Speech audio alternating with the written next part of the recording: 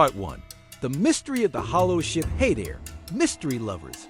Picture this, it's a foggy March morning in 1803, and a group of fishermen on Japan's eastern coast spot something weird bobbing in the waves.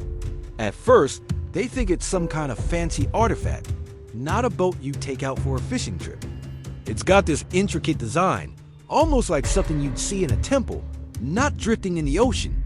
Curious, they drag it to shore, and that's when one of Japan's oldest unsolved mysteries kicks off. So grab a snack, get comfy, and let's dive into this wild story. This thing they pulled in was no ordinary boat. It was about 18 feet long and 11 feet tall, way smaller than the big merchant ships or warships of the time. The base was solid metal, the top half was made of lacquered wood, and the walls? They were lined with clear glass panels, all pieced together in a perfect circle. It looked like something crafted with serious skill, like whoever built it knew exactly what they were doing. The locals had never seen anything like it, and then out steps this woman. She's about 5 feet tall, with skin so pale it practically glows in the morning light, and her hair? A deep, fiery red, like nothing the villagers had ever laid eyes on. She starts speaking, but it's in a language no one can make heads or tails of. Not Japanese, not Dutch, not Portuguese, nothing like what the traders in Nagasaki might use. The whole time, she's holding onto this wooden box, about 2 feet long, like it's the most important thing in the world. Inside the boat, they find some drinking water, a bit of dried food, and these odd symbols carved into the wood. It's like she was set up for a journey, but where she was headed, nobody had a clue. The villagers are just staring, trying to figure out what to make of her. She's not like anyone they've ever met. And in a place like Japan in 1803, where everything was controlled down to the tiniest detail, a strange woman showing up in a bizarre craft wasn't just unusual, it was straight up unsettling. They're caught between being amazed and being a little freaked out. As the crowd gathers around, nobody's sure if this is something holy or something dangerous. The woman just sits there, quiet, still clutching that box. Then, this old village elder steps forward. He's lived his whole life in this place, seen it all, or so he thought. He looks at her for a long time before he speaks. He says he once heard a story, way back when, that sounds a lot like what's happening now. It was about a foreign princess who ran away from an arranged marriage because she was in love with someone else. Her lover got executed, and she was banished. The elder guesses that the box she's holding so tight might have something to do with that love, maybe even the head of her lost partner. Yeah, creepy, right? The whole crowd goes silent, chills running down their spines, like they're watching a ghost story come to life right there on the beach. The day drags on, and the villagers are stuck. This woman's not a criminal, but she's not exactly a guest either. The elders huddle up, whispering about what to do. They know keeping her could spell trouble. Japan back then was under the Sakoku policy, total isolation. No foreigners allowed, period. Even a small interaction with someone from outside could bring down serious punishment. If the imperial court found out a fishing village was hiding a foreign woman, they could wipe the whole place off the map to make an example. One elder finally says if she was meant to drift out there, maybe sending her back to the sea is the kindest thing. So, they make the call. They push the boat now called the Utsuro Bune, or the hollow ship, back into the water. The woman doesn't move, just sits there with her box, and the current carries her away, like she was never even there. You'd think a story like that would just fade away, lost to time, right?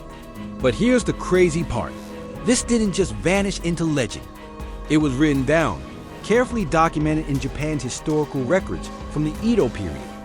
We're talking multiple accounts, like the Oshuzaki Town and Shisetsu Noiri, all from the 19th century. Each one's a little different, like the story got retold by different people in different places, but the core stays the same. The weird circular boat, the red-haired woman, the language no one could understand, and that mysterious box. Japanese scholars back then started asking big questions, ones we still can't answer today. where did this boat come from? Who built it? And why would something so strange show up in a country that was completely cut off from the rest of the world? So, the records from the Edo period, like those in Oshuzaki Town and Chisetsu Noiri, are super detailed. They describe the boat's metal base, lacquered wood top, and those clear glass panels in a circular setup. They mention the red-haired woman, her strange language, and that box she wouldn't let go of. These accounts aren't just campfire stories. They're consistent across multiple sources, which makes you wonder, what was going on here?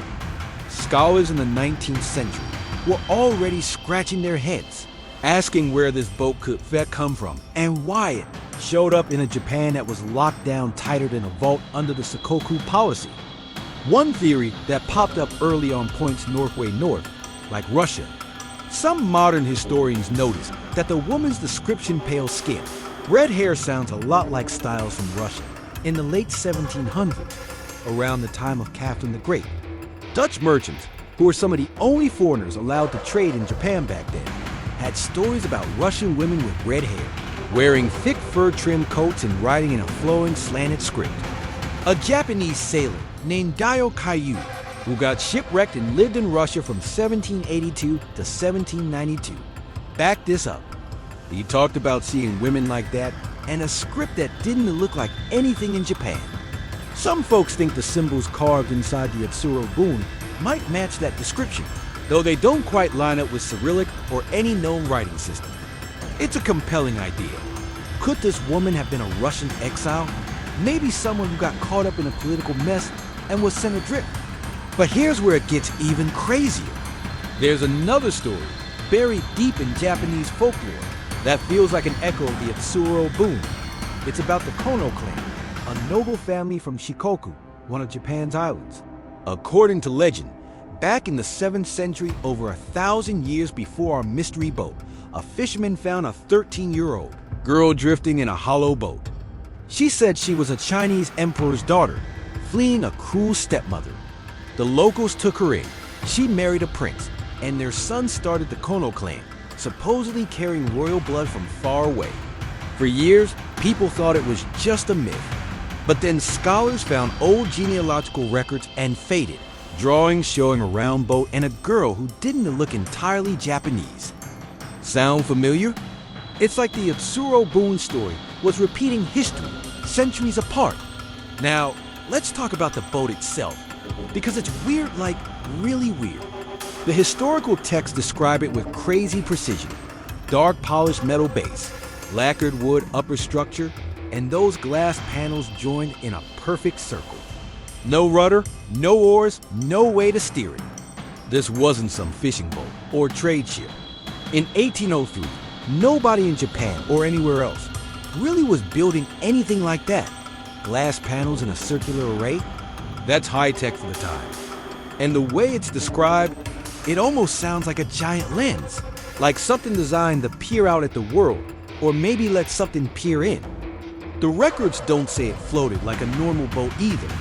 It just drifted. So, some people started thinking outside the box way outside. Here's where we get to the wildest theory of all. What if the Utsuro Bune wasn't from Earth? Yeah, I know it sounds like sci-fi, but hear me out. The term UFO didn't exist in 1803, but if you look at the drawings from those 19th century manuscripts, they look eerily like what we call a flying saucer today. A round craft, no visible propulsion, glass-like panels. It's got that vibe. Could this have been some kind of extraterrestrial encounter centuries before we started talking about little green men? The idea is not as crazy as it sounds when you consider how out of place this thing was in Edo period Japan. A sealed-off country, no contact with the outside world, and suddenly this futuristic-looking craft shows up with a woman who doesn't fit any known culture. It's enough to make you wonder.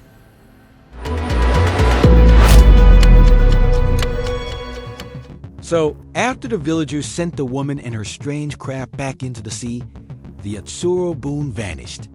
No one knows where it went or what happened to her. Did she drift to another shore? Sink to the ocean floor? or Stay With Me head somewhere beyond our world. The records stop there, leaving us with more questions than answers. But that's what makes this story so special. It's not just a historical event or a legend. It's something in between, like a puzzle piece that doesn't fit anywhere. It's a moment where logic hits a wall, and you're left wondering what's possible. The Utsuro Bune story didn't fade away like most old tales. It was meticulously documented in Edo period Japan, showing up in texts like Oshu Zaki Tawan and Shisetsu Noiri. These accounts are so detailed: metal base, lacquered wood, circular glass panels, strange symbols that it's hard to brush them off as fiction. Scholars back then were obsessed, and modern researchers are still digging into it. Some stick with the idea that the woman was a Russian exile, maybe a noble caught in a scandal, sent adrift as punishment. Others point to that ancient Kono clan legend, where a girl in a hollow boat washed up 1,000 years earlier, hinting at some recurring phenomenon in Japanese history. And then there's the UFO angle, where the boat's futuristic design and the woman's otherworldly vibe make you wonder if we read dealing with something from beyond the stars. What's wild is how the Utsuro Bune challenges our understanding of 1803 Japan. This was a time when the country was completely isolated under the Sakoku policy. No one was coming in or out without serious consequences. Yet here's this woman, in a craft that sounds like it belongs in a sci-fi movie, speaking a language no one can pin down. The boats designed, those glass panels, the lack of any navigation tools, doesn't match anything from that era. Even the best shipbuilders in Europe or Asia weren't making anything like it. It's like this thing dropped out of nowhere, and the villagers, bound by their strict rules, had no choice but to send it back to the sea. Here's something to chew on. The Utsuro Bune forces us to think about what we do with the unknown. The villagers were curious but scared, torn between wonder and the fear of breaking their laws. They chose to let her go, maybe out of kindness, maybe out of caution. But that choice left us with a mystery that's still alive today. What if they kept her? Would we have answers about where she came from, or what was in that box she held so tightly? Was it really the head of her lost love, like the elder suggested, or something else entirely, like a relic, a map, or even tech we wouldn't understand? This story sticks with us because it's universal. It's not just about a weird boat or a mysterious woman. It's about how we handle things that don't make sense. Are we open to exploring them, or do we push them away like the villagers did? The Utsuro Bune is a reminder that some questions don't have easy answers, and maybe that's okay. It's a sliver of history that feels like it's reaching out from somewhere else, asking us to keep wondering. So, what do you think? Was this woman an exiled princess, a survivor from a lost culture, or maybe a visitor from another world, centuries before we had words for it? Drop your thoughts in the comments. I'd love to hear what you make of this. Thanks for sticking with me through this wild ride.